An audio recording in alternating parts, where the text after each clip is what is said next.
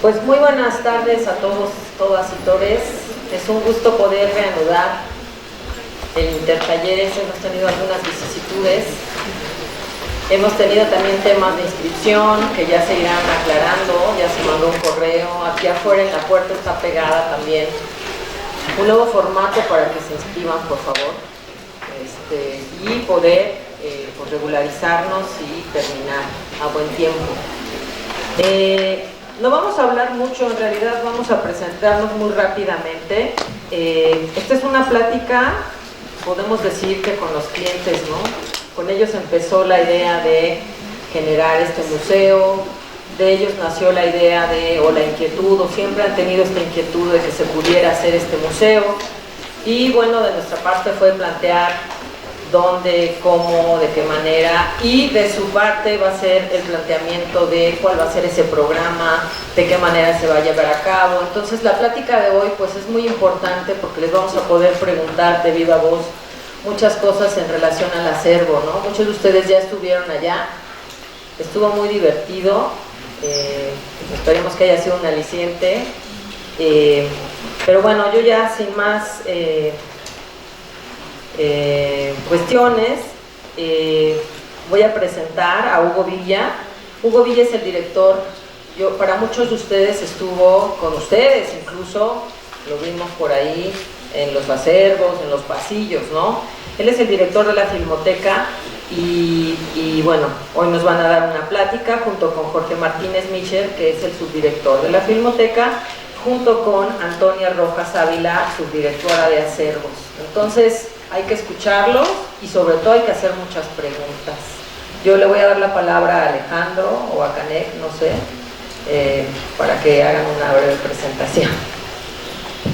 No, pues simplemente celebrar esta continuidad, ¿no? Creo que es importante que los procesos continúen y bueno, felicitar a los organizadores por segunda ocasión después de la inauguración, ¿no? De este encuentro tan interesante de los Intertalleres. Y aprovechar esta oportunidad, ¿no? de tener aquí justamente, como bien nos dice la maestra, la doctora Marisa, su contacto directo con el cliente, ¿no? Es muy importante porque en este proceso de diseño en general, diseño arquitectónico, pues siempre tenemos a veces el programa, visitamos el sitio, etcétera, pero no hay como que tener este contacto directo con los que habitan los espacios y trabajan en ellos, producen, reciben gente, etcétera, ¿no? Entonces hay toda una serie de incluso la documentación, entonces eso va a ser súper interesante, así que felicidades por esta continuidad.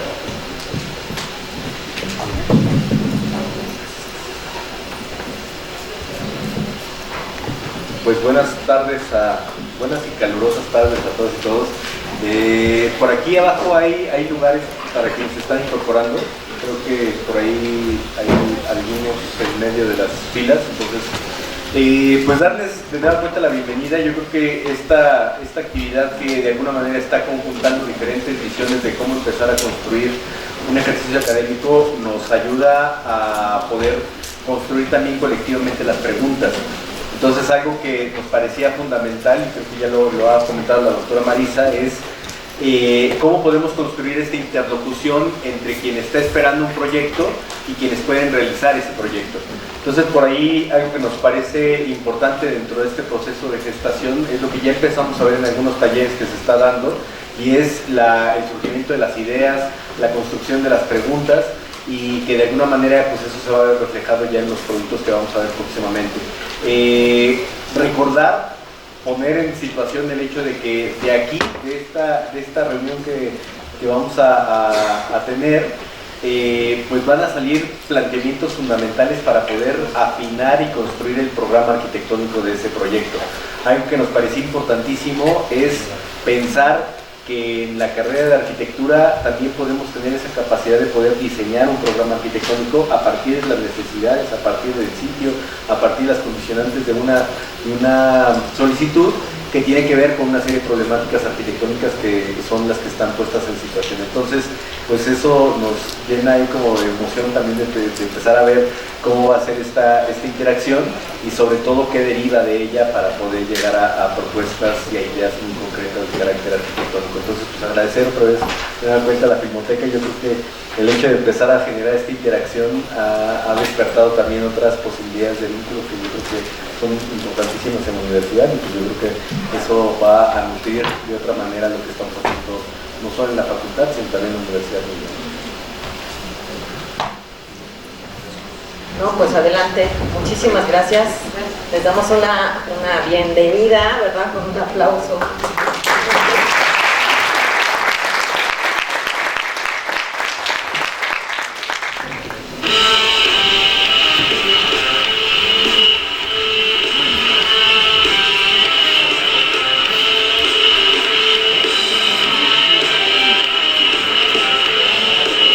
Nos dio muchísima alegría y por eso los mostramos a ustedes mismos visitándonos. Tener 890 personas es histórico para la Filmoteca.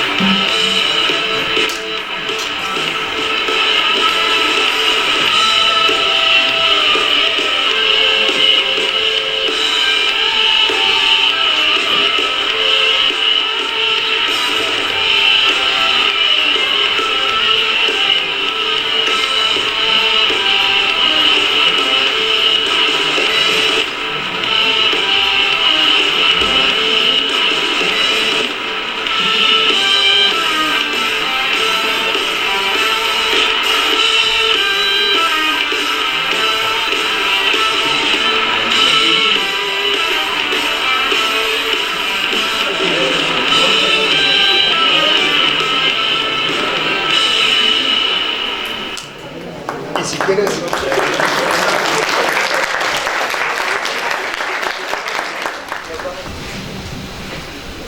pues bueno, se nos hace muy raro ser clientes, igual que se nos hizo muy raro la masa de gente que fueron ustedes a visitarnos y que nos dio muchísima alegría. Para que se den una idea, nosotros, nuestra regla de visitas guiadas es que tenemos una visita guiada al mes y la visita guiada nunca excede de 20 personas, porque suspendemos nuestros procesos o los alentamos un poco los procesos de los laboratorios, sobre todo el laboratorio fílmico y el laboratorio digital se tienen que detener, y entonces, bueno, pues eso no lo podemos hacer habitualmente, y entonces normalmente recibimos unas 6 visitas, cuando mucho, cada semestre.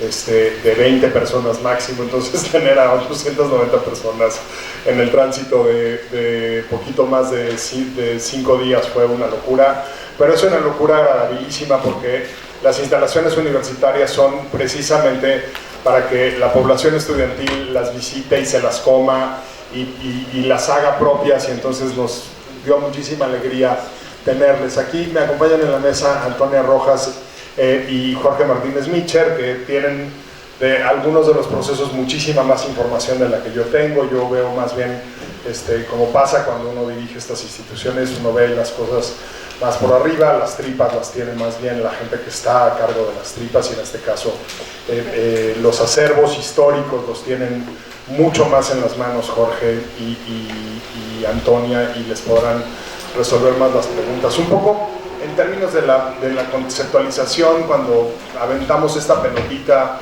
del museo, ¿no? que lo aventamos más bien como un proyecto de tesis y nos regresó de la facultad como intertalleres que nos pareció hermosísimo. nos empezamos también a plantear nosotros a la siguiente, si quieres avanzarle por favor la siguiente diapositiva, aunque yo un poco me voy de largo, nunca uso estas cosas. Jeff Bezos se sentiría muy orgulloso de mí, pero a mí me daría mucha pena trabajar para Jeff Bezos. Pero bueno, el tema es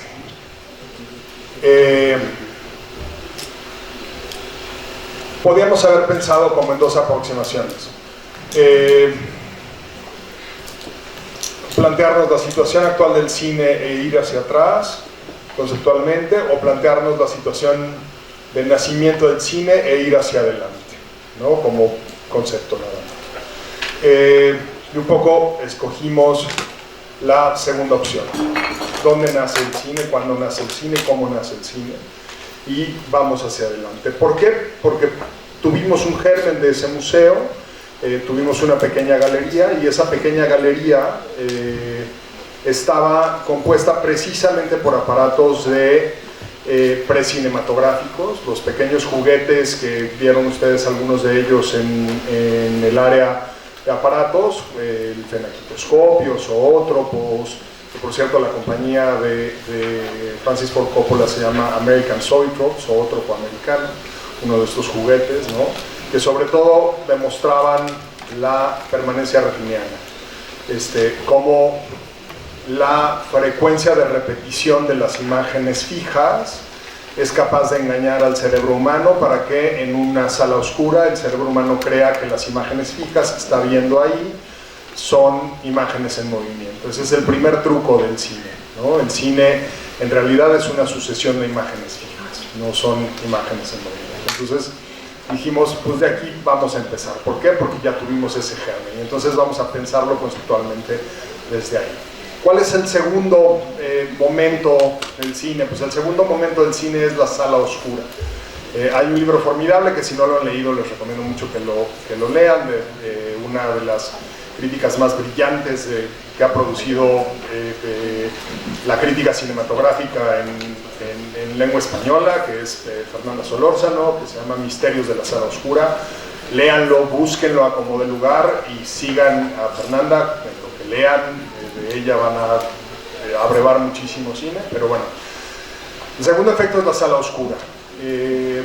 No se ven imágenes. El primer gran fracaso de la historia del cine es un fracaso de Edison, y es el mutoscopio o el bioscopio. Y ahora que todos podemos ver el cine, y por eso no empezamos de adelante hacia atrás, sino que empezamos de atrás hacia adelante, el primer gran fracaso es el mutoscopio o el vitascopio. A lo que le apostaba Edison un poco era a que la gente iba a querer ver sus historias personales, y que le iba a poner unos níquels, en algún momento se llamaron también nickelodeones. Tú ibas a poner unas moneditas, te ibas a asomar por un visor personalizado y le ibas a dar vuelta a una manivela, y en esa manivela ibas a ver las películas. Y en realidad lo que tuvo éxito fue la sala oscura, en la que nos metíamos todos, se apagaba la luz, y entonces de lo que convertimos en un monstruo mítico salía una mancha de luz que caía sobre una pantalla, y en esa pantalla empezaba a contarse una historia y empezaban a aparecer las imágenes. Y entonces esa primera llegada, la llegada del tren a la estación, de esas primeras imágenes que filmaron los hermanos Lumière, esa primera llegada del tren a la estación nos asustó a todos los que estábamos en esa sala, y eso triunfó por encima de la experiencia personal. Ese es el segundo hecho del que quisimos un poco partir conceptualmente, en contra de la experiencia personal de verlo en este primer gran fracaso de la historia del cine, que también tenemos ahí unos juguetes cinematográficos que los vamos a poder enseñar, ¿no? Entonces era la segunda cosa que queríamos enseñar, y en la que queríamos pensar, ¿no? Los juguetes precinematográficos, la sala oscura.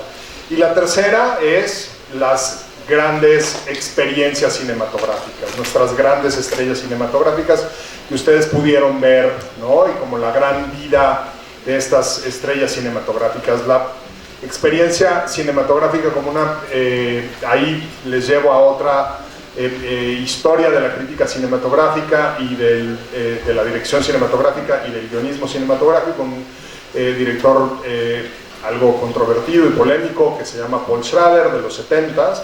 Si han visto una película, que seguramente la han visto, y si no la han visto, véanlo, que se llama Taxi Driver. Han visto una película escrita por él.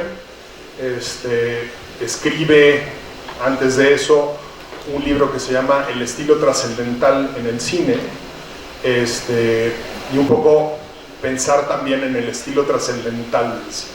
¿Cuál es el cine que es trascendental? ¿Cuál es el cine que logra tocarnos más allá de solamente entretenernos, de solamente divertirnos? ¿Cuál es el cine que nos deja conmovidos y que nos hace hablar, justo como escribe Fernanda Solórzano en su libro, que nos toca como sociedad, ¿no? Entonces esa era como la otra línea en la que pensábamos, ¿por qué hacer un museo? ¿Por qué de algo que todos sabemos que está esencialmente muerto, un montón de imágenes fijas que se suceden unas a las otras, nadie de los que hicieron allá en el Rancho Grande sobrevive, nadie, todos están muertos, nadie les va a decir hoy que oír cantar a Tito Guízar es una cosa formidable, más que a los que nos gusta el cine, más que los que entendemos la revolución que significa que el cine mexicano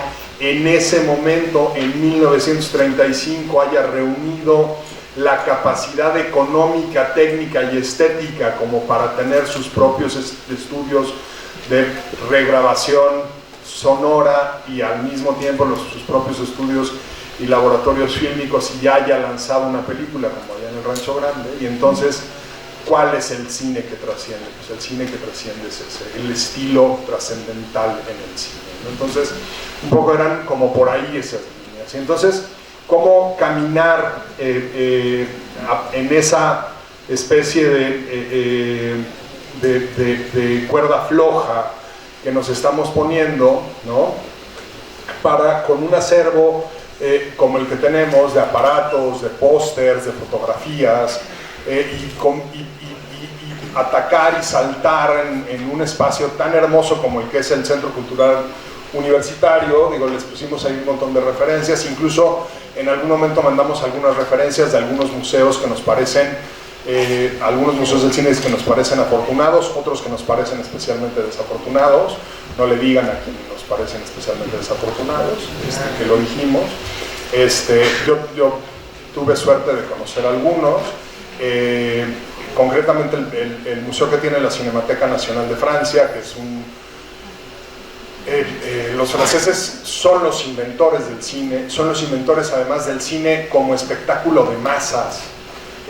Lo toman además como una industria nacional, lo exportan, tienen detrás toda una maquinaria pública de esfuerzo para exportarlo, es muy importante para ellos. Y ese museo me parece extraordinariamente bien concebido, además de que sus acervos son descomunales, ¿no? Son enormes y tienen correspondencia con todos los museos y todos los acervos, cuando menos europeos, que son muy vastos. Y en cambio, por ejemplo, aunque es inmenso su acervo, el Museo de la Academia en Estados Unidos, en Los Ángeles, el Museo de la Academia que otorga el Oscar, el acervo es descomunal, es grandísimo, pero un poco uno camina por un espacio que sería privilegiado para montarlo, que es una vieja tienda departamental. Imagínense el equivalente al donde está hoy el Palacio de Hierro en el centro de la Ciudad de México, un edificio realmente hermoso, espectacular, ¿no? De 7 pisos, inmenso, que además le vaciaron el solar de atrás para que tuviera una salida despejada y tú pudieras ver la parte de atrás abierta. Es una cosa absolutamente espectacular de espacio, y de pronto llegas y las cosas están puestas como en tinas de Walmart, ¿no? Como cuando uno va y compra las cosas de rebaja máxima en Walmart, nada más que, claro, son tinas pues del tamaño de la alberca olímpica que tienen ustedes aquí enfrente, ¿no? Y entonces ahí está la máquina de escribir de tal película, y está el smoking de terciopelo verde que se puso Coppola cuando fue a recibir los Oscar del Padrino 2, y está el vestido de no sé quién, y la llanta del coche que chocaron en no sé qué película, como si fuera una tina, ¿no? Entonces es como muy caótico ese museo.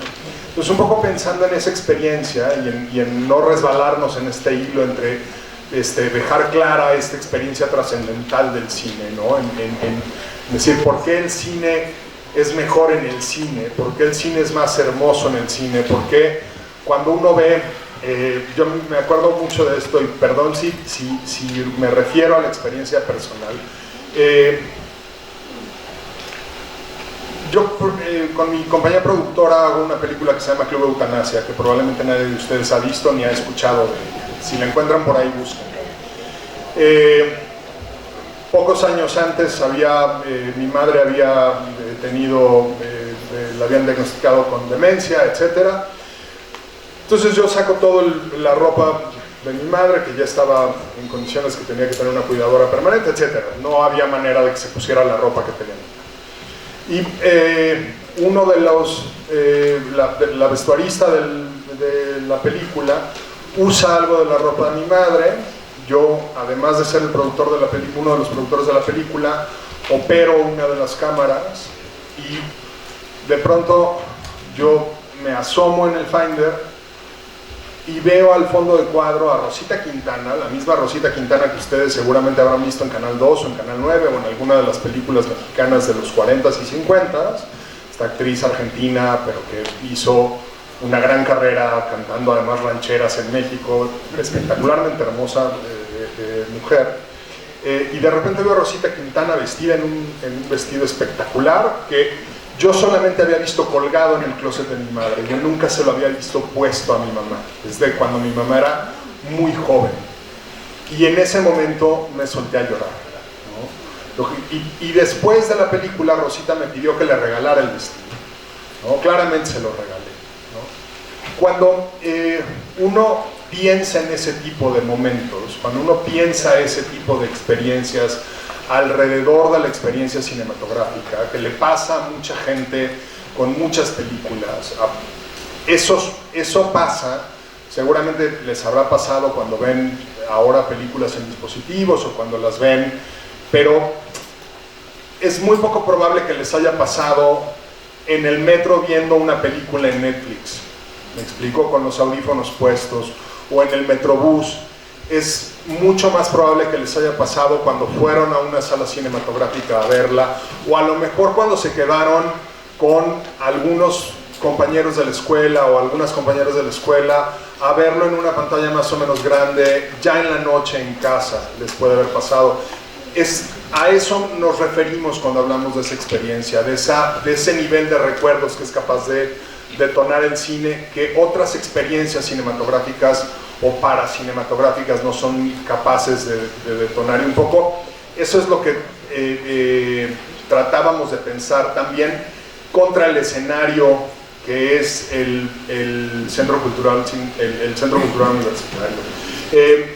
El trabajo que hicieron, por ejemplo, con la presentación hace 4 semanas que estuvimos en el teatro allá abajo, me pareció justamente muy descriptivo de eso, porque muy inteligentemente colocaron estas escenas emblemáticas del cine mexicano contra los fondos del Centro Cultural Universitario. Creo que esa es parte de la invitación que estamos haciendo con un museo así, a invitar a la experiencia del cine mexicano, específicamente del cine mexicano. La estamos invitando a que conviva con el espacio universitario, con el espacio de los volcanes, con el espacio de estas rocas y de este sitio agreste, que además le es muy propio al cine mexicano. O sea, hay grandes películas que han tenido como exteriores estos exteriores, pero a lo que no puede ser agreste es a la experiencia de quien lo usa, ¿no?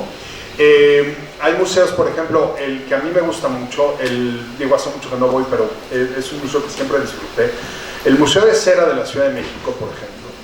es un museo que es muy divertido para visitar, pero es un museo muy hostil al usuario. Es un museo en el que no puedes tocar nada porque la casa es preciosa y está cuidadísima, y todas las piezas pues son de mírame y no me toques, claramente, porque son piezas de cera, y entonces te tienes que mover con muchísimo cuidado.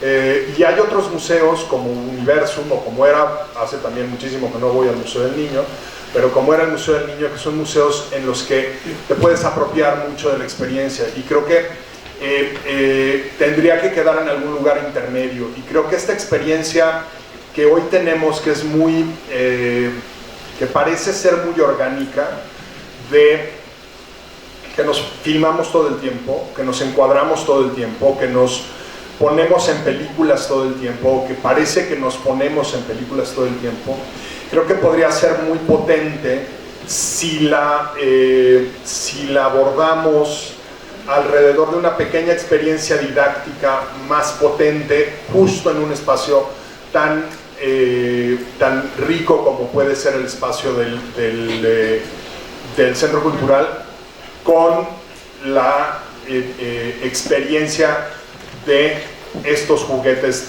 de los que nace el cine y de esta experiencia trascendente del cine que nos toca a quienes lo disfrutamos mucho. Y creo que podemos, quien entra siendo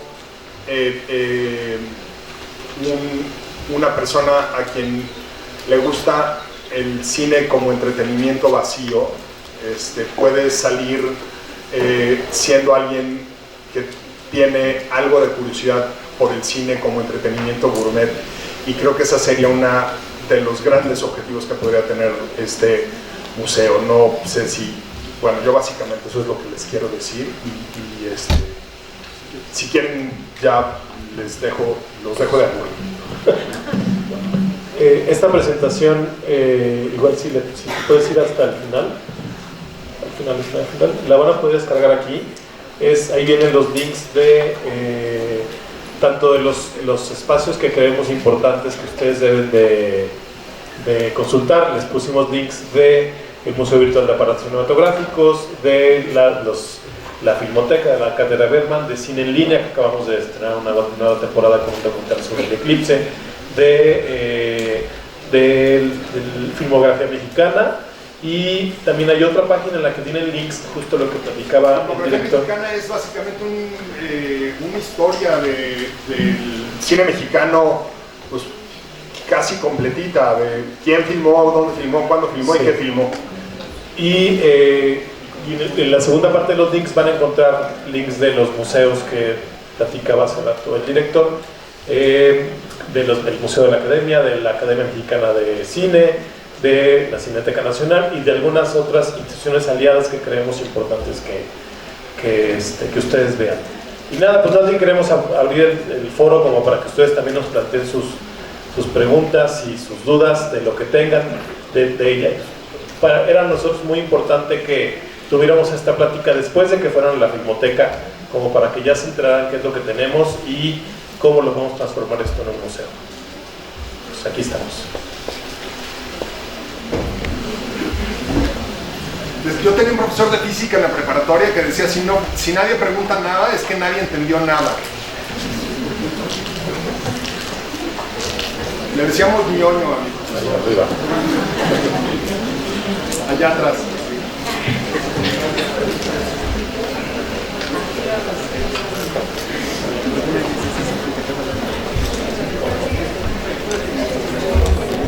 Hola, buenas tardes. Hola. Bueno, más que nada mi pregunta va dirigida a cómo sería la relación que podría tener a lo mejor la Filmoteca con este nuevo espacio. O sea, ¿cuál es la intención en comparación con la Filmoteca de poder integrarlo o ser parte como complementaria de este espacio?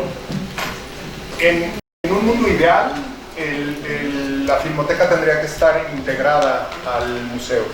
Como sabemos que no vamos a poder llegar al mundo ideal, lo que sí valdría la pena es pensar que las salas de cine que están ahí en el Centro Cultural se movieran, que paseáramos ese espacio y que las salas estuvieran en el museo, de modo que la experiencia de quienes van pudiera terminar con ver las películas.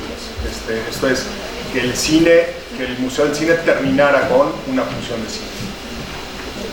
Sí, bueno, mi pregunta surgió porque prácticamente en el programa que hemos tratado de desarrollar en el taller, surgió la duda porque no sabemos si va a tener a lo mejor la idea de este nuevo museo una inclusión de un área a lo mejor de laboratorio de curaduría complementaria, o va a ser totalmente actividades interactivas, por así decirlo. No tendría un área de curaduría intermedia. Gracias. O sea, no habría pues un laboratorio fílmico como los que viste ahí, no. Sí. Habría un área de museografía, eso sí, en donde se armen las exposiciones, la puesta curatorial, sí, pero no habría un laboratorio fílmico ni un laboratorio digital. No se restaurarían ahí los materiales físicos ni los materiales fílmicos, eso no. Gracias. Sí, acá abajo. Gracias. Bueno, son un par de preguntas respecto al desplazamiento de las salas que acaba de mencionar. Sería integrar la misma cantidad de salas. Eso por un lado. Creo que, bueno, habría que repensar también qué sucedería entonces con el espacio que se estaría desocupando, ¿no? En ese sentido. Y por otro lado, nosotros tuvimos la oportunidad de los objetos que estuvimos viendo, pues de interactuar con ellos. Entonces, parte de las exposiciones, ya sea en la exposición permanente, ¿hay oportunidad también de interactuar con los mismos o es meramente exposición? No habría que pensar qué hacer con el espacio que se vacía, porque ese espacio no le pertenece a la Filmoteca. En realidad ese espacio lo asigna el área se llama recintos, y lo usaría recintos, y ya le corresponde a ellos alocarlo y saber qué es lo que hacen con ellos. Seguramente pondrían algún otro tipo de espacio. Luego, la segunda parte de tu pregunta es... Bueno, si era la misma cantidad de salas. Sí, la misma cantidad de salas, la misma cantidad de butacas. No crecería el parque de salas, no tenemos capacidad para hacerla crecer y sería un despropósito hacerlo. En realidad lo que programamos nosotros es suficiente con lo que tenemos. No somos al ser salas de archivo es suficiente con las 3 que tenemos aquí, más la sala que tenemos en el cinematógrafo del Chopo. Y luego era los aparatos. Hay algunos, si quieres tú, Jorge, porque esos son tu especialidad. Hola.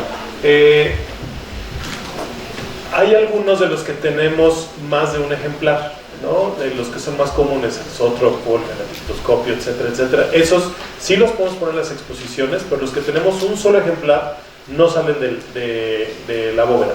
Es un poco lo que pasa también con las películas, y acá no me va a dejar mentir mi compañera Antonia. Cuando solo tenemos una copia, que es entiendo que es el negativo cero, no sé cómo negativo original, ese no se saca, pero por nada, se queda ahí resguardado, se hacen copias de esa misma película y esas son las que se circulan en festivales y demás. Un poco podríamos hacer lo mismo. Hay algunos de los juguetes que vieron. Algunos de los juguetes que vieron y de por ejemplo, de los visores estereoscópicos, que son reproducciones modernas, de los cuales se pueden comprar y se pueden seguir usando, y algunos de ellos también se pueden fabricar específicamente para que se jueguen con ellos. Se pueden fabricar versiones mucho más resistentes para que se puedan jugar, como algunos de los juguetes que hay en Universum, algunos de los juguetes científicos que hay en Universum, que les pegas y no les pasa absolutamente nada, que si fueran los de los laboratorios les pegas y los destruyes. Entonces esos sí, algunos de ellos sí se puede jugar con ellos, en efecto. Pues yo quisiera hacer una aclaración, porque dentro de los metros de desplante se tiene contemplado que las salas donde actualmente están se usarán, ¿no? Y que posiblemente en el museo pudiéramos tener una pequeña sala. ¿sí? Entonces a lo mejor la pregunta para ustedes sería, si hubiera una sala integrada al museo, ¿de qué tamaño sería? Porque sí tendríamos la opción de dejar las salas de cine donde están. Dejando las 3 salas tal y como están en el edificio de la coordinación, en el museo la sala tendría que ser como tendría que quedar como a la mitad del parque de salas que tenemos nosotros, que son como de 75 butacas.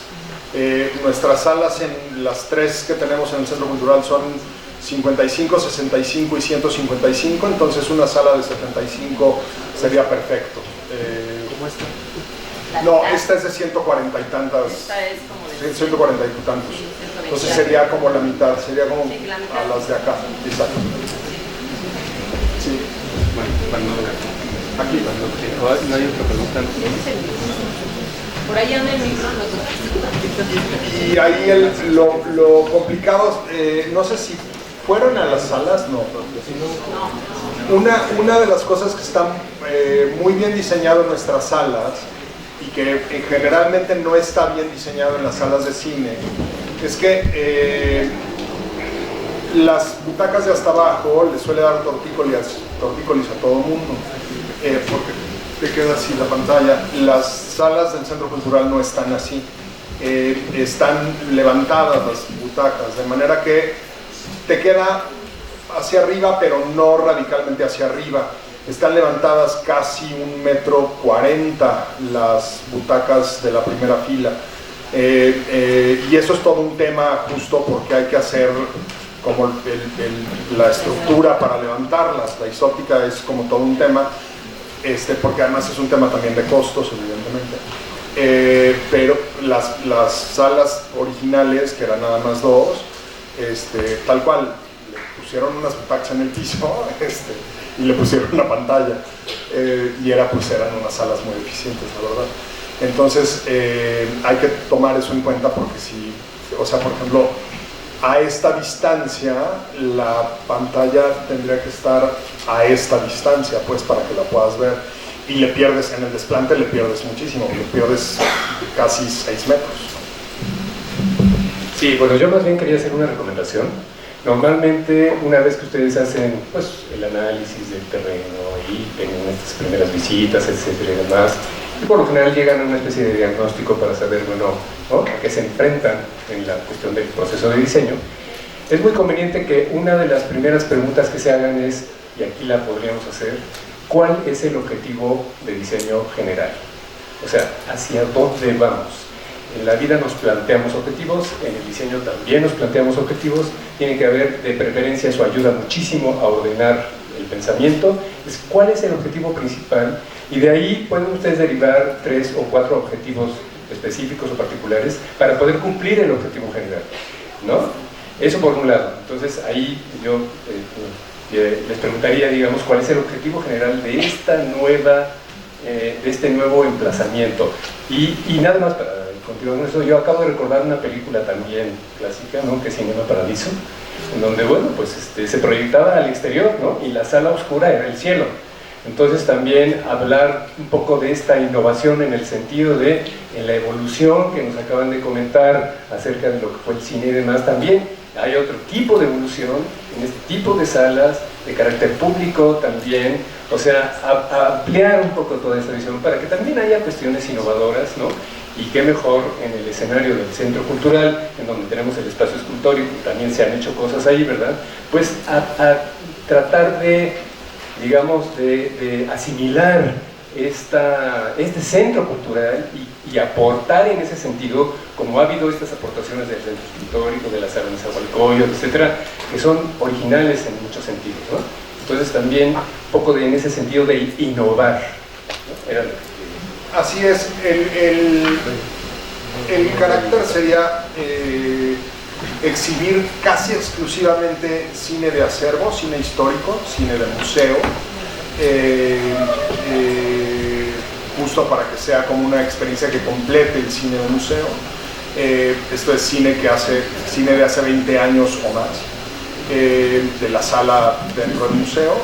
Y en efecto, si se va a construir un nuevo muro, sería formidable que fuera un muro que tuviera una playa y esa playa sirviera para que hubiera funciones al aire libre una vez a la semana. Sería extraordinario, ¿no? que tuviera una salida para funciones al aire libre, porque incluso se podrían hacer transmisiones en vivo del concierto de la Salonesa, ¿no? Un montón de actividades universitarias que se pueden cruzar, por supuesto.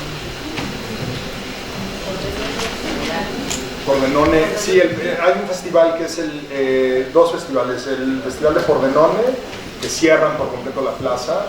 Claro, ustedes seguramente habrán ido ya a la Cineteca Nacional a alguna de las funciones que tienen ellos al aire libre, que son muy lindas. Ellos ya están transmitiendo al aire libre los conciertos de la Nezahualcóyotl, los transmiten una semana después del concierto, ponen el cassette, y el festival también de Bolonia, que cierran la plaza en Bolonia. En Locarno también es muy bonita la plaza y entonces la cierran y lo transmiten. Sería extraordinario poder tener, por ejemplo, ahí en Ficunam, que se los adelanto, que ya les contaron las fechas de Ficunam. Vamos a tener una función al aire libre aquí en las islas de Ficunam para que la vayan a ver.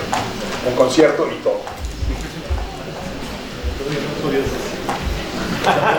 Ustedes saben como que no se los digo.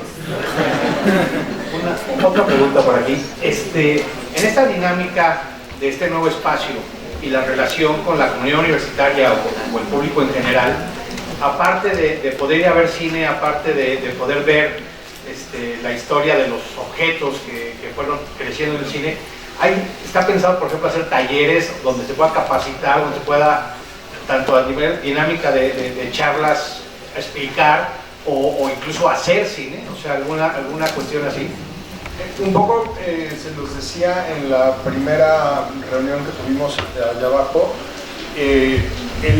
la idea de buscar un patrocinador grande tiene que ver con eso. Una parte grande de la experiencia de la visita al museo es experimentar el cine, ¿no? Experimentar el verlo y experimentar el hacerlo. Entonces sí hay como la idea de tener cursos de extensión y tener como formación un poco más estructurada, pero la experiencia de hacer cine y de entender cómo se hace el cine y la diferencia de hacer una película y llevarla como a su límite en 3 o 4 minutos con herramientas más profesionales y más estructuradas que solamente agarrar tu celular y hacer un TikTok, es parte de la experiencia, sí, sin duda, y tendría que haber como una galería dedicada a eso, porque una de las cosas es buscar un patrocinador para que lo mantenga abierto, pues, y que ponga ahí 7 lentes distintos y entendamos la diferencia entre un lente angular y un lente telefoto, ¿no? Y lo que pasa en un rostro humano y lo que pasa en un fondo con ese rostro, y cómo se modifica la percepción de espacio, ¿no? Ese tipo de cosas. ¿Sería un espacio como un foro? No necesariamente un foro, pero sí hay una experiencia de creación fílmica en el lugar. Sí. Yo creo que no hay que perder el foco de que el proyecto es un museo del cine. No es tanto una sala. Salas hay, tenemos las salas de cine del Centro Cultural, está la sala del Chopo, hay 1.000 millones de salas de cine en esta ciudad, ¿no? Pero no hay ningún museo del cine. Entonces sí, debe de contener una sala de acervos y demás, pero la sala es, o sea, hay que centrarnos en lo que queremos exponer digamos, en las salas, en las galerías, no en una sala de cine, en las salas, galerías, que ustedes, lo que vieron ustedes en la Filmoteca, y es un poco lo que yo les decía siempre cada que iban a la bóveda de aparatos. ¿Cómo se imaginan esto en un museo? ¿No? ¿Cómo lo relatarían? ¿Cómo se llevarían el fenakitoscopio? ¿Cómo se llevarían alguna de las máquinas que vieron en el laboratorio? ¿Cómo se llevarían ustedes las datas que vieron en la bóveda? Todo el acervo que les enseñaron nuestros compañeros de documentación, la galería que vieron ustedes al inicio. Eso imagínenselo en un museo. Piensen cuántas salas, cuántas galerías pondrían, incluso hasta el nombre que le pondrían ustedes a las galerías, dónde lo ubicarían. Sí, tenemos que tener pues, espacios de educación, pero también ya los tenemos. Hay una escuela de cine que tenemos aquí en la universidad y nosotros también tenemos talleres de cine en la misma Filmoteca, en lugar a donde ustedes fueran. Pensemos un poco como diría Hugo, fuera de la caja. De todo esto que tenemos aquí, ¿cómo lo imaginamos en un museo o en una galería? Más que en una sala de cine, que ya existe. Y ese es el toque diferenciador que ustedes deben de tener. No existe un museo del cine en este país. Sería un hitazo que lo tuviéramos, y sería todavía un hitazo que lo tuviéramos en la UNAM, ¿no? No sé si tú quieres decir algo. Sí, pues a mí lo que me gustaría mencionarles es que efectivamente tenemos que pensar en un museo como un repositorio de historia de la cinematografía, que va más allá de ser un archivo donde se guardan cosas viejas. Tenemos que contextualizar, tenemos que ampliar nuestros conocimientos al respecto de todo lo que tiene que ver con la cinematografía y encontrar y tratar de transmitir este sentido a quienes nos visiten, porque pues ustedes vieron, por ejemplo, en la entrada de la Filmoteca, el capitel que se utilizó en una película que se llamó Simón del Desierto, etcétera, etcétera. ¿Ya la vieron? Pero Desde que fueron a la Filmoteca, ¿alguien vio Simón del Desierto? ¿Sí la vio? Muchas gracias. Pero si no contextualizamos todo lo que nosotros vamos a exhibir, sería realmente lamentable. Además, hay, museos en la Ciudad de México tenemos muchísimos. ¿Qué plus le vamos a dar a nuestro museo? ¿Qué plus queremos ponerle a nuestro museo que lo haga diferente, que lo haga atrayente y que permita no solamente a la gente local, sino a quien lo visite, enamorarse del cine? Porque como decía el licenciado Villa, en el cine no solamente vamos a ver las historias de la pantalla, en el público hay muchas historias, ¿no? A mi generación le tocó, no sé, yo creo que también al licenciado Villa, a Jorge como cinéfilos, bueno, pues ir con el novio o ir con las amigas, o se van construyendo historias alrededor de las historias del cine. Entonces creo que por ahí, en esa experiencia, es donde nosotros tendríamos que buscar el plus que le vamos a dar a nuestro cine. Gracias. Sí. Y por ejemplo, pensando en este mismo dinamismo que se buscaría también dentro del museo, al no hacerlo un espacio, no digamos aburrido, sino con esta intención de seguir generando conocimiento y conocer diversas realidades, habría un espacio en donde, en relación con otros acervos, con otros países, se puede exponer de manera temporal tal vez este tipo de también artefactos, así como de películas, en donde pues justo existe esa pequeña sala temporal para este tipo de situaciones. Sí, por ejemplo, se salvó además por los pelos el vestuario de la Autómata de Metrópolis en los estudios de la UFA. Y yo justo lo vi en la Cinemateca en Francia. Entonces, traer ese tipo de cosas, por supuesto que tendría que haber una sala de exposiciones temporales, porque además hay algunas colecciones privadas que vale mucho la pena mostrar. Entonces sí, por supuesto que sí, tendría que haber un espacio para colecciones privadas, colecciones que además suelen ser o vestuario o joyería, y que suelen traer detrás a grandes patrocinadores, legendariamente a María Félix la vestía Yves Saint Laurent, y entonces ahí hay un patrocinador.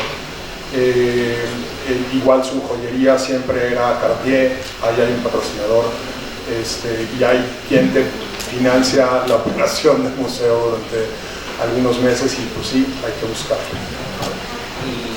Y por último, y hablado con eso, entendiendo las diferentes experiencias dentro del cine, así como de pues, el ir con amigos a este mismo espacio, pues claro, no siempre una sala de cine se puede llenar con un grupo de amigos tal vez, ¿no? Pero también habría espacios más pequeños donde la gente pueda ir a consultar este acervo.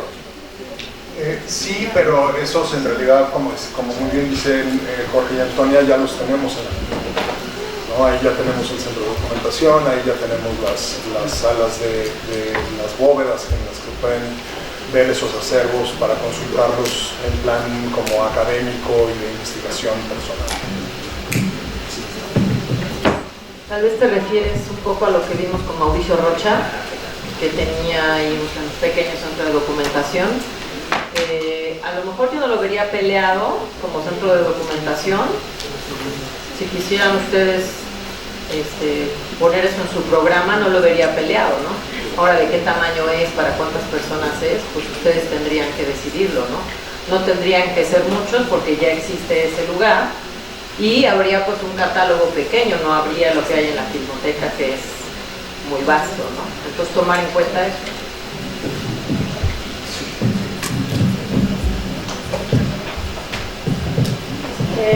En la Filmoteca tenemos una gran cantidad de fondos que han sido donados por distintas personalidades que van desde actores, directores, productores, directores que son importantes dentro del contexto cinematográfico.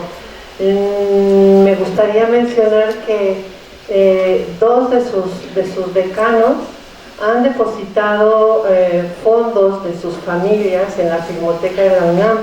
El doctor Eberto Castillo depositó el archivo personal de su abuelo, Gregorio Castillo, y el doctor Gerardo Guiza, que depositó el fondo de su tío, que fue un actor español llamado José Baviera.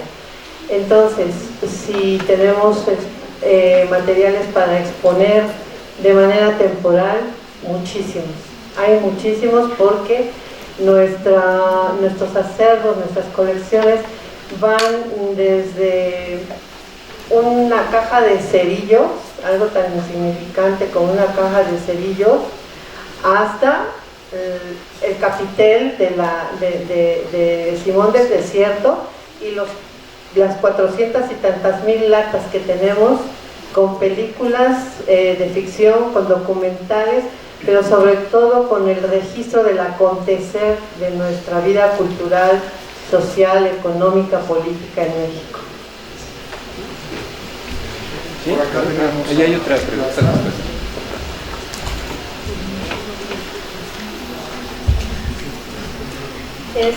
Bueno, mi duda va más como dirigida justo a lo que decía de que hay como una muy grande variedad de artefactos y equipos para exhibir, y mi duda surge más como el metraje que debemos considerar como para las salas de exposición, como que no tengo muy claro qué es como que específicamente lo que se va a exhibir, porque hay como cosas así gigantescas que van como... Entonces esa es más mi duda. Mira, como el Museo Nacional de Antropología e Historia, pero es más grande. No, lo que pasa es que yo ahí no tengo manera de decirte, o sea, lo que vieron ustedes en la visita, digamos, lo más grande que tenemos es probablemente el capitel, que es un capitel de, ¿qué será? 1.20 por 1.20 por 1.20, ¿no? Entonces, digamos que tendremos 30 objetos de ese tamaño, que son los proyectores grandotes, los proyectores de los 50, que no los exhibiremos todos juntos porque además sería muy aburrido. Entonces, o sea, por ejemplo, lo que no nos gustaría que pasara es que es muy bonito y a mí me gustan mucho además cómo lo hacen, pero lo que pasa, no sé si conoces el Museo del Objeto, que es un museo lindísimo y a mí siempre me gustan las exposiciones, pero es una vieja casa de la colonia Roma, primorosa la casa, ¿no? Pero siempre les pasa que tienen, que es un museo como de paredes, que tienen unas, o sea, todo lo terminan colgando en las paredes y tienen 2 o 3 muebles preciosos en los que pueden poner cosas ahí en medio, pero pues evidentemente no puede ser así porque nuestro acervo inmenso te lo reduce a eso, pero en términos de tamaño, pues no, digo, más bien ahí la planta que ustedes hayan hablado con ellos y ustedes quienes están monitoreando desde ahora sí que desde el profesorado les podrán indicar más que nosotros, porque yo, pues te digo,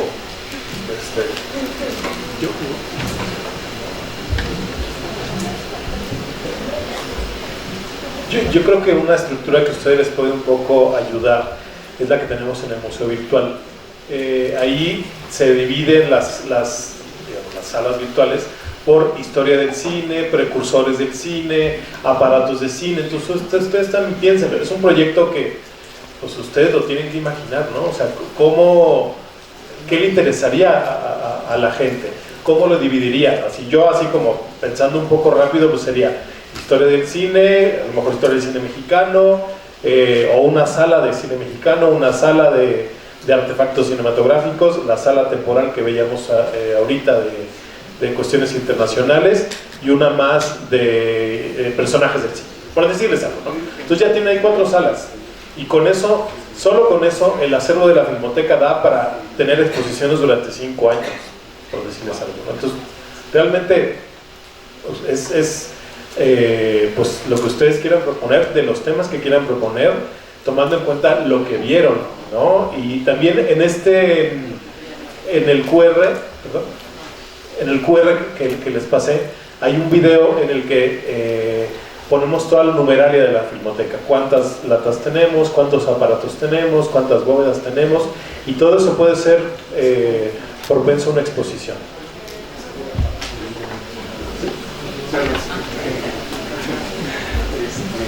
Sí, yo creo que esto habla de espacios temáticos y ya ustedes pueden proponer una serie de espacios temáticos. Por otro lado, también puede ser una cuestión muy flexible y en constante cambio, ¿no? No un museo como el que se acaba de referir, en que siempre que van está lo mismo exhibido, sino que puede ser algo mucho más dinámico como el mismo cine. Yo nada más quería hacer una referencia retomando la parte con el cine como fuente documental. Igual puede ser otro espacio temático, ¿no? El cine como fuente documental. Yo recuerdo en un proyecto que nos llamaron para hacer un estudio de Xochimilco, ¿verdad? De tantos estudios que hay, nos sirvió muchísimo ver María Candelaria, porque fue una fuente documental de cómo estaba Xochimilco. No había un solo árbol diferente de los aguajotes, y ahora, bueno, tenemos una verdadera mezcla, ¿no? Entonces, es algo que la gente no sabe, ¿no? Y tampoco se trata de que sea para los investigadores específicos y demás, sino que simple y sencillamente, bueno, ¿cómo era la Ciudad de México en los años 50? ¿No? En los años 30, ¿no? O sea, el cine lo tiene ahí, y es algo de interesantísimo, ¿no? Ver, inclusive hasta arquitectónicamente, cómo eran las casas y todo ese tipo de cosas, es algo padrísimo, ¿no? Entonces, esa puede ser otro tipo de espacio temático. Entonces, es abierto a la imaginación. Yo quería hacer, sí, 2 aclaraciones. Una es en relación a los metros cuadrados. En el cálculo que se les dio, tienen una altura máxima y tienen un desplante. Como estamos hablando de un museo, es obligado tener bodegas. Entonces hablamos de bodegas también. Ellos tienen un acervo enorme que estará en unas bodegas, donde se va a sacar a una bodega de tránsitos, y ya hicieron su investigación sobre museos, y además las pláticas que ya nos dieron sobre museos, en donde este acervo se guarda y solo se muestra cada vez, como en todo museo.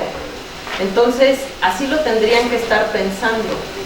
Se calcula más o menos entre 2.000 y 2.500 metros de exposición, pero es una exposición muy diferente, nos está diciendo él. No son paredes donde se cuelgan objetos, no son capelos a cada tanto.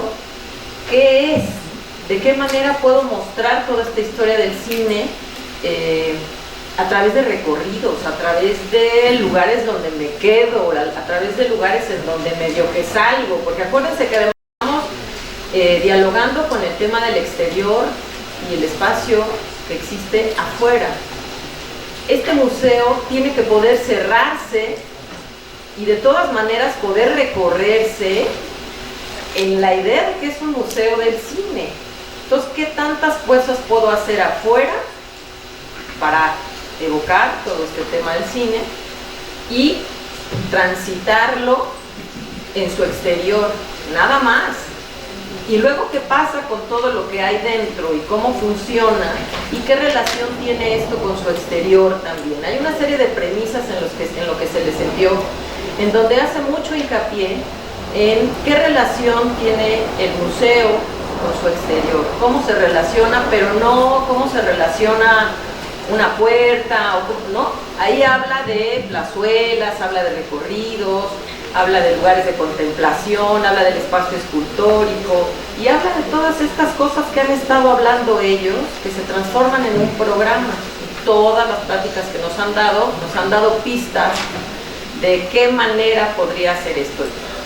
A mí me da mucho gusto que ellos expliquen, porque ellos no están proyectando, ¿no? De pronto nosotros medio que empezamos a proyectar, o sea, yo ya estoy aquí con mi idea, y la idea es que ustedes sean los que están proyectando y puedan entablar este diálogo. Entonces, hagan su investigación sobre museos, vuelvan a ver las pláticas con los expertos y se darán cuenta que, como decía aquí Alejandro, es un museo flexible, contemporáneo, en el Centro Cultural, en Ciudad Universitaria y en el Pedregal. Es muy específico. Todas las, se podría decir, los elementos los tienen ahí, solo hay que saber jugar con ellos. La altura máxima, no necesariamente tenemos que llegar a la altura máxima. Los materiales, no necesariamente tenemos que tomar los mismos materiales, o sí. O sea, nos tenemos que contextualizar, saber que es un museo, saber que tiene pues unos acervos ahí abajo que siempre están guardados, y que estas exposiciones temporales para ellos son muy importantes porque tienen muchísimo material que mostrar. ¿Sí? Acá. Digo, qué lástima porque hace poco cerraron el museo que existía de cine de los estudios Churubusco. El museo no era tan grande, estaba en el edificio nuevo, no sé si los conozcan, es el edificio Luis Buñuel, y ahí estaba como dividido con todos los aparatos, ¿no? Las cámaras y esto. No tienen el acervo que tienen aquí, ¿no? Creo que no llega más que a 3,000, ¿no? Pero sí hay una zona como de exposición donde los mismos artistas donaron como el vestuario, ¿no? Y estaba muy bonito. Había guiones, había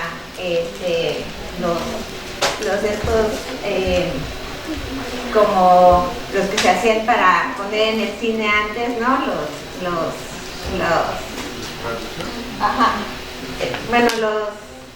¿Cómo se llaman? Para anunciarle los pósters del cine, estaban ahí los reales, ¿no? Porque los estudios Churubusco pues fueron los primeros estudios de Latinoamérica y se fundaron en el 45. Entonces tenían esa parte del museo era impresionante. La utilería que tenían era donada de las producciones de cine que se grababan ahí, y entonces veías el sombrero de Pedro Infante, ¿no? Los lentes, ¿no? Entonces, pero estaba dividido en aparatos y luego en vestuario y luego en utilería. Entonces, y ahorita ahí si uno se pone en contacto ahí, hay como te pueden dar un tour, ¿no? Ya no está el museo, pero hay laboratorios, así como, bueno, no tan grande como aquí, pero hay laboratorios y les enseñan los aparatos, les enseñan todo lo que tienen desde que empezaron a grabar ahí las películas, y la verdad es que está muy grande. Y obviamente conocer pues los foros que obviamente quitaron la mitad desde que hicieron la reducción del terreno, ¿no? Pero este es un buen análogo, ¿no? Las fotos de lo que era el museo, todavía hay algunas en internet para ver cómo están expuestos, por ejemplo, el vestuario. Eso sería como padre para que vean. No está todo, pero hay algo. En los estudios también sacaron, no sé cuándo cumplieron, no sé cuántos años, sacaron como unos libros de su aniversario. Y ahí viene como la historia de los estudios y viene como todas estas cosas que también serviría como análogos. Digo, lástima que ya no existe, pero pues estaría preparado. Los libros los puedes consultar, hay dos ediciones, una que la editaron por ahí del 89-90, que es La Fábrica de Sueños, que es un solo tomo, y la otra hace como 6 o 7 años, 4 años, que son 4 tomos por separado, que es como solamente un diccionario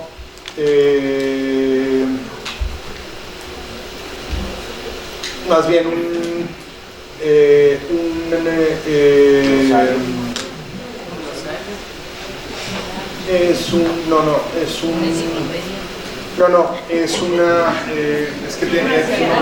es una guía de las películas que se rodaron en Estudio Churubusco, que es de lo último que editó, todavía Rolo estaba ahí, y están ahí en el centro de documentación si las quieren ir a consultar con muchísimo gusto. Y hay otro libro de unos estudios que son anteriores, que recién fui a presentar justo a Estudios Churubusco, sobre los estudios Clasa, que también está ahí que lo escribió un profesor un investigador, profesor de la Facultad de Ciencias Políticas, muy interesante. Clasa es de 1935. Antes de eso hubo un estudio en la Colonia Condesa, si conocen la Condesa, en Pachuca, esquina con Zamora, hay un Walmart Express, ahora se llamaba Superama, que es muy raro porque está como justo a la mitad de la cuadra en Zamora y en la esquina de Pachuca, y tiene salida por los dos lados, por Pachuca y por Zamora. Bueno, pues ese era de un señor que se llamaba Jorge Stahl, y ahí tuvo un primer estudio de cine muchísimos años atrás, luego lo vendió por muchísimo dinero. Pero bueno, y con ese dinero construyó los estudios San Ángel, que son ahora Televisa San Ángel, los estudios San Ángel. Pero bueno, en efecto es una buena experiencia la que tuvo. Lo que pasa es que como son también un estudio en el que se sigue filmando, el control para un museo, control de acceso para un museo se vuelve muy complicado para el estudio, porque pues entra todo el mundo, la naturaleza de un museo es que entre todo el mundo, y se vuelve muy complejo para el estudio manejar el acceso, porque tiene una sola puerta, entonces es muy complicado. ¿Quién más por ahí? Sí, acá abajo teníamos una pregunta y luego por allá tenemos otras dos y allá arriba tenemos una. Sí, ¿qué tal? Tengo dos preguntas. Perdón, sí, te interrumpo, es que si no se me van las ideas, ya el cerebro no funciona. Envejecer es una trampa del capitalismo salvaje, no lo hagan, evítenlo si pueden hacerlo. Investiguen sobre una cosa que se llama Day for Night. En cristiano se dice la noche americana. Es una técnica cinematográfica, además de que es una película muy buena de François Truffaut, una película sobre el cine. Investiguen sobre eso, es otra de estas mentiras del cine, que son unas mentiras formidables y que puede tener algo de inspiración. Y luego investiguen sobre una cosa que se llama la María Negra. Los primeros estudios de cine, la película cinematográfica era muy lenta. Cuando decimos muy lenta quiere decir que era muy ciega, no veía bien, necesitaba muchísima luz, y para darle muchísima luz se filmaba siempre en exterior, aunque estuvieran en interior. Si ven una de las películas que ha restaurado la Filmoteca de la UNAM, que se llama Tepeyac, hasta los interiores están filmados en exterior. Y entonces, ahora que platicaban un poco de cómo se nos pueden ocurrir ideas para que incluso cerrado esté abierto, pues de repente se pueden ocurrir exteriores que siempre sean interiores, que siempre sean exteriores, o noches que sean días, y por ahí puede haber algunas técnicas cinematográficas también, si se clavan mucho, y ya que son de una generación mucho más joven y que seguramente les gustó muchísimo el peso del, sí es el peso del agua, la de Guillermo, La forma del agua, seguramente les gustó muchísimo La forma del agua. Investiguen cómo hizo para ahorrar muchísimo dinero y no usar efectos carísimos, y filmar el efecto del agua cuando se inunda la habitación, porque ahí también hay como mucha ingenuidad teatral. El cine, a final de cuentas, es una forma de representación hija del teatro, y por ahí hay trucos teatrales que luego se pueden usar, que a Guillermo además le gusta mucho usar esos trucos teatrales, porque a final de cuentas es hijo también de la magia, también los usaba mucho Wells. Entonces investiguen por ahí, pero esas dos, el Day for Night, y la María Negra, pueden ser cosas que les sirvan de inspiración para pensar en el museo. Ahora sí, perdón que te interrumpí, pero es que justo regresó en ese momento la idea. No se preocupe. Bueno, una pregunta así muy rápida es si hay material que nosotros podamos ir a ver donde se represente el Centro Cultural Universitario, ¿no? Como para conocer la historia, cómo ha evolucionado ese espacio. No sé si haya. No, ¿verdad? No, porque el Centro Cultural ya es de la época del video. Se subió una liga donde está toda la información. Hay una liga de un libro muy específico en donde está eso que estás preguntando. Sí, bueno, yo lo comentaba más porque como estamos hablando del cine, yo creí que habría como la representación de ese lugar en el cine. El Centro Cultural es de... No, es muy nuevo. Es muy nuevo, es del 82, y entonces como en términos de noticias y relato documental ya es del mundo del video, y entonces eso ya no está registrado en la Filmoteca. Y en términos cinematográficos habrá algunas películas, Güeros, casi sin duda, pero muy poquito en realidad. Recién Jorge Michel Grau rodó ahí unas escenas de su última película en la sala Nezahualcóyotl, pero no mucho más. Tercera llamada de Francisco Franco, no Francisco Franco Bahamonde, no lo confundan. Este es un Francisco Franco que sí nos cae muy bien.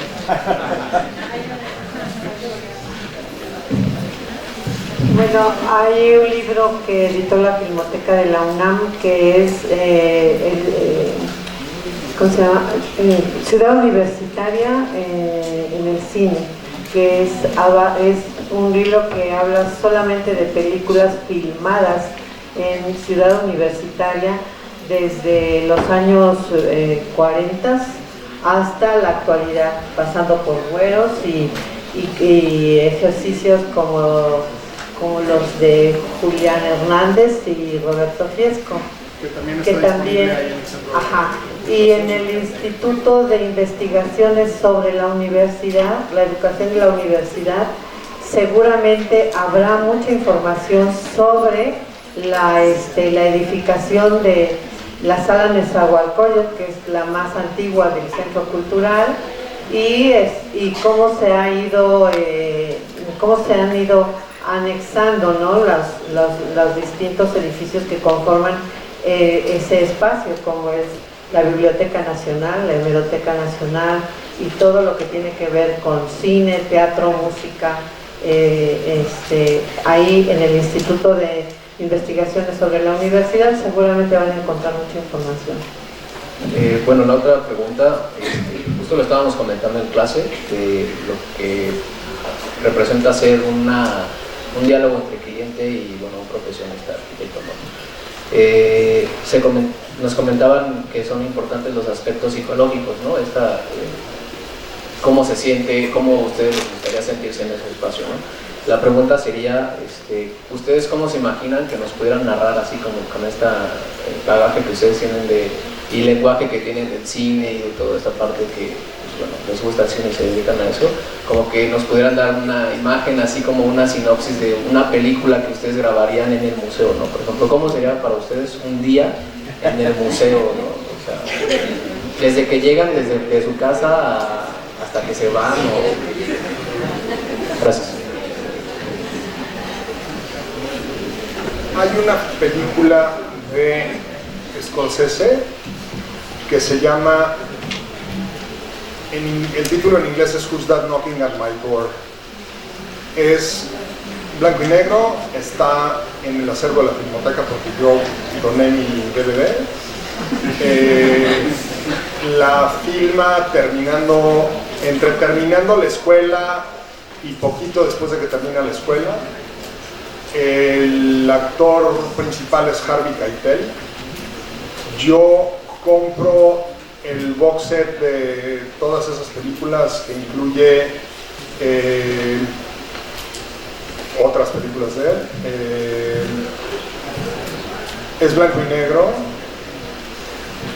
Y yo esa la empiezo a ver un domingo en la mañana. Yo estaba trabajando en una película que terminaba yo muerto de cansancio y los domingos en la mañana lo único que hacía era tirarme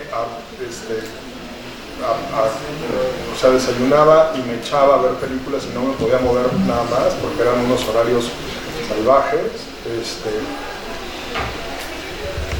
Y me acuerdo perfectamente que lo estábamos viendo mi pareja y yo, pusimos la película y al minuto 8 de la es un estudiante de cine, o sea, es la película de un estudiante de cine que hizo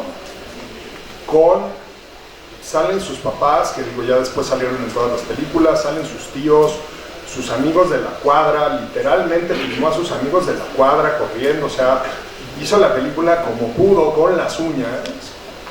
Y hay un momento en el que estábamos tirados en el sofá, muertos de una paliza de cansancio.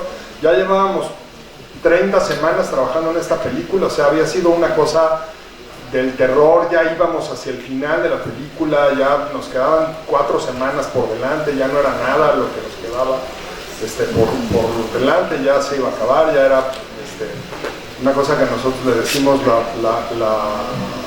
el síndrome post-película, que es como el síndrome post-parto.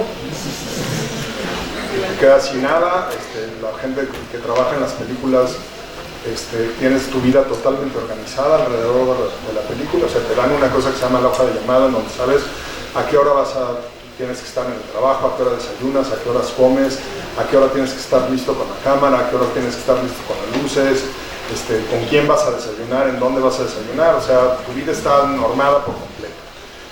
Y entonces cuando terminas la película, pues tu vida se vuelve como un gran vacío y entonces empiezas a ver ese gran vacío delante de ti. Estábamos muertos de cansancio y hay un momento de esa película en el que los dos al mismo tiempo, sin ponernos de acuerdo, nos pusimos de pie. Así nos paramos del sofá en un domingo en la mañana. A mí me gustaría que el 2 o 3% de las personas que cuando terminen la experiencia de ese museo dijeran, chale, el cine es eso. ¿Sabes? Se dieran cuenta y dijeran, esto es el cine. O sea, yo en mi bolsillo, en mi celular, yo tengo una máquina que hace eso que me acaban de enseñar. Yo tengo una máquina que está amarrada a la historia de un fenaquitoscopio, de una cosa que se llama fenaquitoscopio. Eso que tienes tú ahí es hijo de una cosa que se llama fenaquitoscopio. ¿Me explicó? O sea, güey, no mames, esto es un fenaquitoscopio. Que me explicó que el 1 o 2% de la gente salga y diga, esto es un fenaquitoscopio. Eso sería extraordinario. Esa sensación, esa emoción, que alguien salga y diga, aquí está un fenaquitoscopio, sería formidable.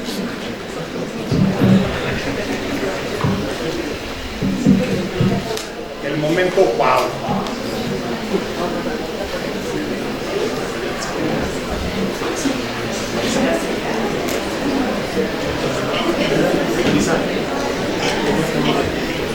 Hola. Bueno, yo quería retomar un poco lo que es el tema de las bóvedas. Consideramos, menos en nuestro trabajo de equipo, que estos espacios son algo que nos va a consumir una gran área de espacio. Entonces la cuestión era que si tendría que ser bóvedas puntuales para cada elemento, no sé, elementos como los juguetes, para los rollos, o podría ser como una gran bóveda que podría combinar como el almacén de los rollos, un almacén de distintos formatos, de vestuarios, o tendrían que ser como muy separadas en distintos espacios de bóveda o almacenaje.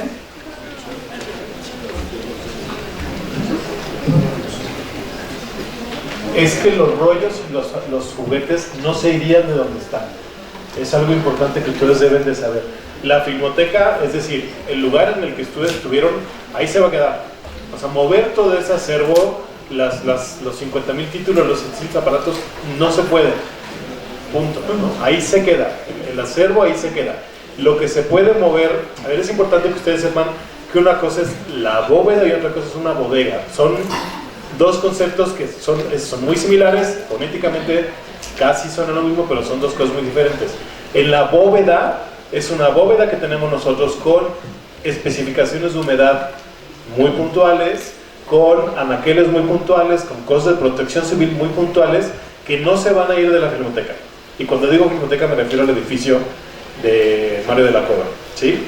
En el museo sí va a haber una bóveda y una bodega de tránsito, pero no, o sea, digamos, las películas no se van a ir de ahí.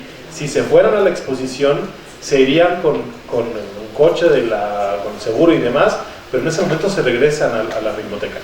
No salen.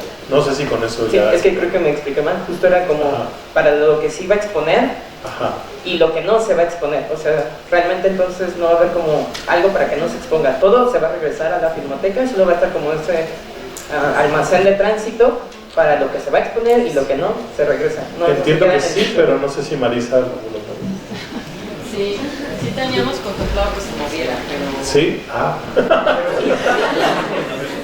Pues si no, entonces...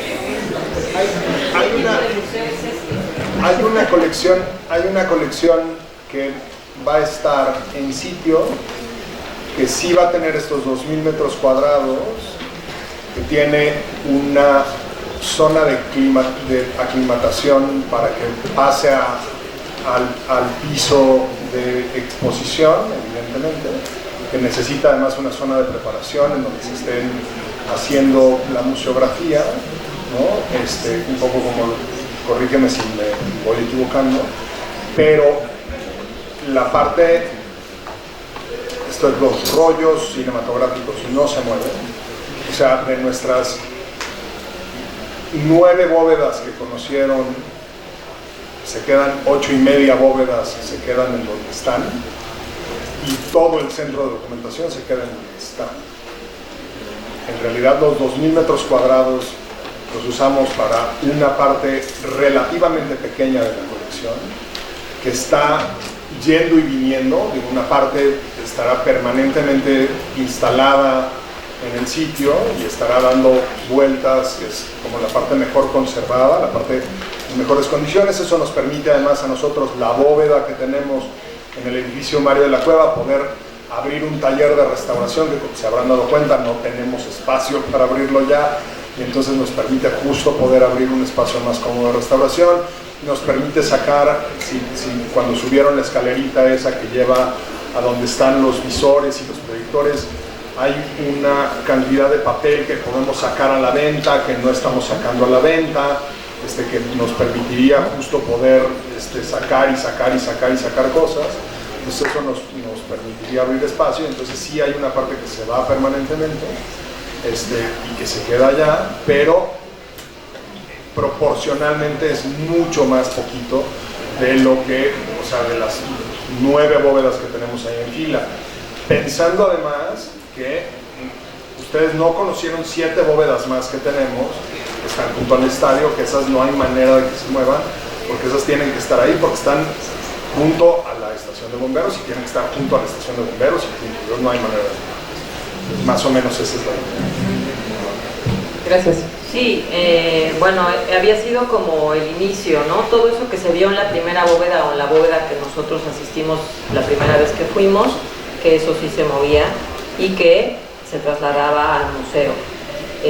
Y además de eso, pues es todas las bodegas de tránsito y de preparación. Entonces sí es un área grande, pero no son esas 9 bóvedas, porque no daría el espacio para llevar todo eso para allá. Y las películas menos, porque no podríamos tener las condiciones que ahora tienen, ¿no?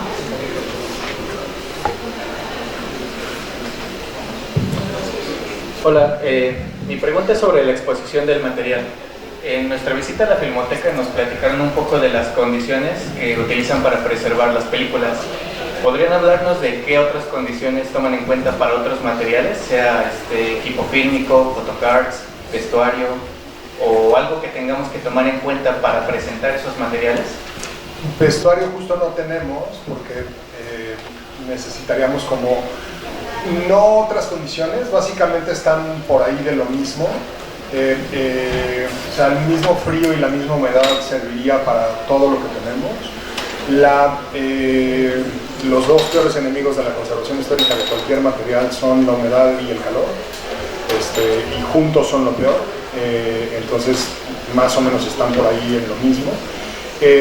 Nuestro problema con vestuario es uno, primero, de espacio, y segundo, que necesitas equipos especializados, máquinas de coser, de tejer, necesitas un stock de mercería de época y necesitas personal especializado, necesitas costureros, sastras, que sepan manejarlo, que sepan coserlo como van las costuras, que sepan rehacer las chaquiras, que sepan rehacer los dobladillos y que lo sepan rehacer además como época, que sepan hacer, o sea, por ejemplo, la diferencia entre saber planchar un traje, un traje que está hecho de factura sartorial y no saberlo planchar es arruinarlo por completo. Y una vez que lo arruinas ya no hay manera de recuperarlo. ¿Me explico? Estos trajes que tienen este rellenito de hombrera, no sé qué son, si este traje no lo sabes planchar y no tienes la máquina correcta para plancharlo, lo arruinas, pum, se acabó. Este da igual un poco porque lo compré en Suburbia, pero si este fuera el saco que llevaba Pedro Armendáriz en La Noche Avanza, menuda cosa, ¿no? Entonces necesitas como toda una infraestructura. Parte de la razón por la que no las tenemos es porque en su momento tienes que escoger y un poco siempre escoges la vocación. La primera vocación de la Filmoteca, en su nombre lo lleva, es conservar el material fílmico.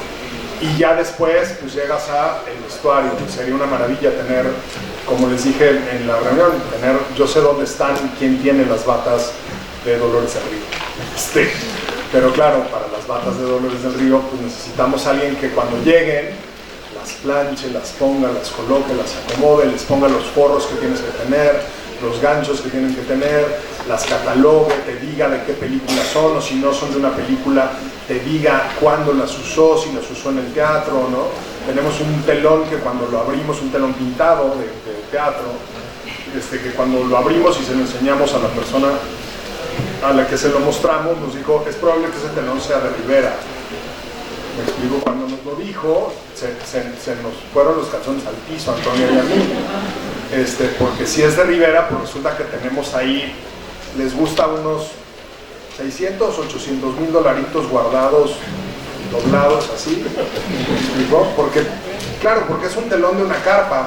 ¿Por qué? Pues porque Rivera, cuando era estudiante, como todos ustedes seguramente, alguno de ustedes lo habrá tenido que salir a hacer, pues de repente pintaba postalitas para ganarse la vida, como todos los pintores cuando eran estudiantes, como Velasco que pintaba postalitas, ¿no? Y de repente pintaba telones, y cuando lo vio el señor que lo vio, nos dijo, ese telón es del teatro de mi tío abuelo, de la carpa de mi tío abuelo, ¿verdad? Sí, es de la carpa de tu tío abuelo. Ah, pues a mi tío abuelo le pintaban los telones Rivera cuando era estudiante. Entonces, pues claro, Entonces en ese momento lo sacamos y lo pusimos en la bóveda y lo pusimos de una manera totalmente distinta, porque hasta antes de eso era un telón de carpa. Entonces, pues no sabíamos lo que teníamos. Sabíamos que era muy importante históricamente, pero no sabíamos que era un telón que potencialmente había pintado Rivera.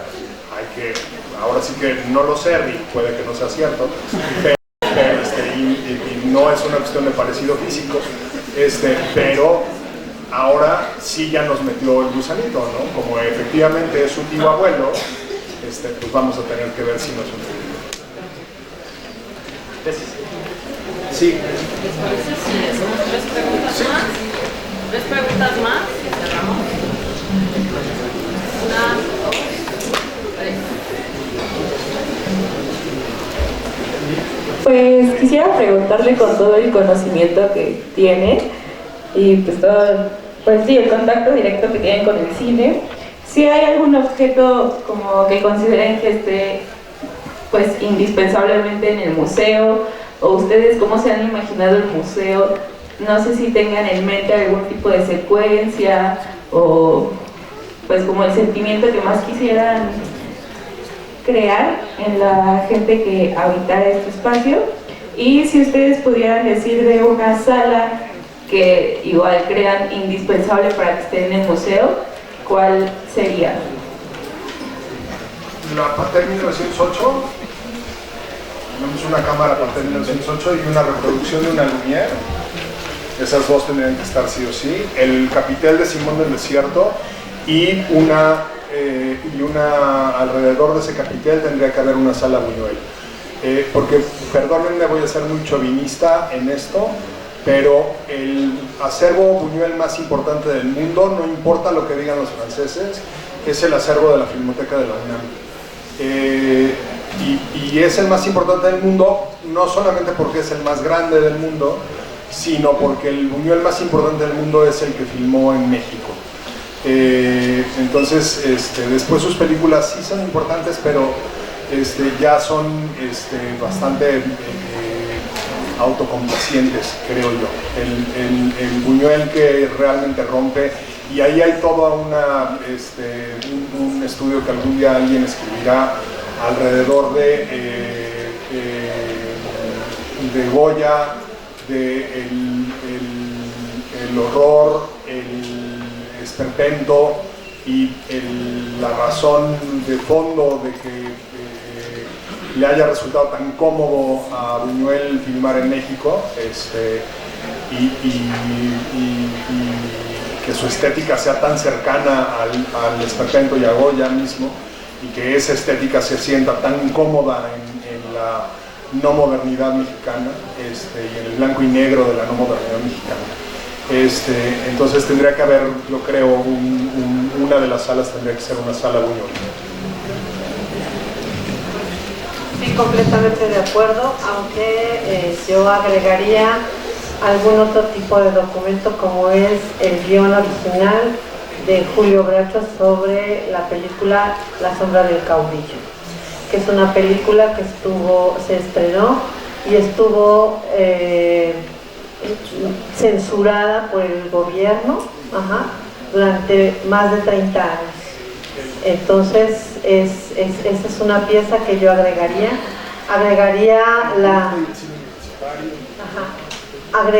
también, así ya instalada en el fetichismo, agregaría la silla de director de Arturo Ripstein, que hoy por hoy es uno de los directores mexicanos más importantes, no solo porque ha filmado muchas películas, sino porque tiene una manera muy especial, una mirada muy especial para abordar las temáticas que él plasma en sus películas. El cine estudiantil y el grito, el cine universitario y el grito, el movimiento estudiantil del 68 y el grito. Y también agregaría, pero Toño me va a decir que no se puede, el negativo de Los Olvidados, que ese también lo tenemos ese negativo original de la película. Los Olvidados lo tenemos ahí. También hay una placa en la que se nombra a Los Olvidados como patrimonio inmaterial, cultural de la humanidad, es una placa muy bonita que tenemos ahí, también instaladas en el asunto fetichista igual. Los dos primeros negativos que se declaran, las dos primeras películas que se declaran Patrimonio Inmaterial de la Humanidad por la UNESCO son el negativo de Metrópolis y el negativo de Los Olvidados, que está depositado en la Filmoteca de su universidad. Es también una de las razones por las cuales el Buñuel mexicano es tan importante y la Filmoteca es tan importante como depósito de ese Buñuel.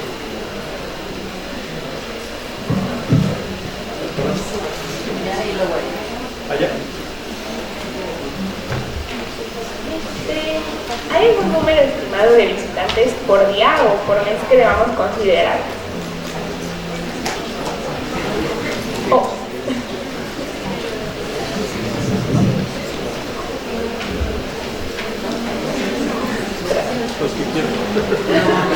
No, pero mira, pensando en la sala, si le ponemos 75 butacas a la sala y llenamos la sala a la antigüita, matiné, mañana, tarde, moda y noche, o sea, para 5 funciones, multiplica la sala por 5 funciones y ese tendría que ser el flujo mínimo de gente que tendríamos que tener, 75 por 5. De manera que la experiencia dure poquito más de 2 horas y cuando sales te sientes a ver una película 90 minutos. Ok.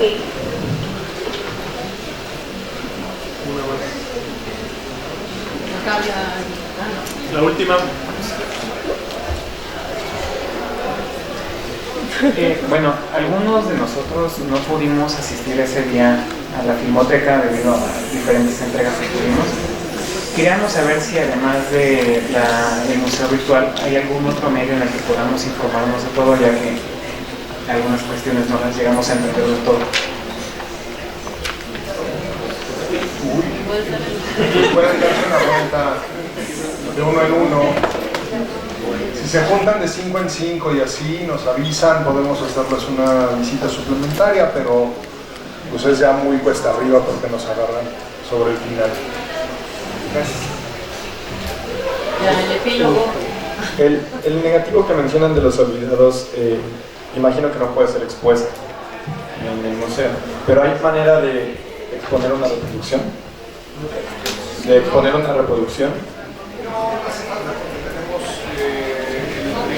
Siempre tienen una reproducción, tenemos copias de la película y esas siempre se están haciendo. Entonces lo que ves, la película está recién restaurada en 4K por nosotros en colaboración con la Filmoteca de Bologna. Entonces eventualmente formará parte de esas películas que se pasan en la sala de acervo que tendrá el museo. Y en la página de la Filmoteca ahí van a encontrar muchas cosas, aparte del museo virtual. La historia de la Filmoteca, si se meten al YouTube de la Filmoteca, que es YouTube Diagonal Filmoteca UNAM, .com/Diagonal Filmoteca UNAM, van a ver también muchas cosas. También en la liga que les envía hay una parte que dice Maravillas y Curiosidades de la Filmoteca de UNAM, que es un programa de TV UNAM, que también van a encontrar como muchas cosas.